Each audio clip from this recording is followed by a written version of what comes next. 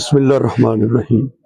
इंसानी ज़िंदगी में कुछ लम्हे ऐसे आते हैं जिसमें इंसान अपने आप को तन्हा समझता है।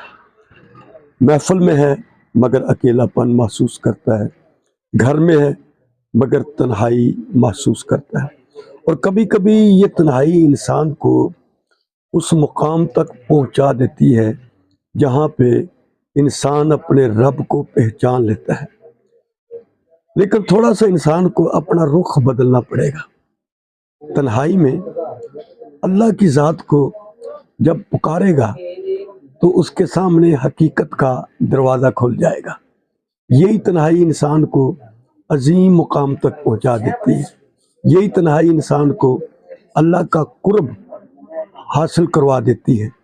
दुनिया के ज़ाब्ते हैं, इंसान बदल जाते हैं, हालात बदल जाते हैं, मौसम बदल जाते हैं, ख्यालात बदल जाते हैं, प्यारे बदल जाते हैं, दोस्त बदल जाते हैं, मगर एक ज़ात ऐसी है जो न बदलती है, न छोड़ती है, न भूलती है।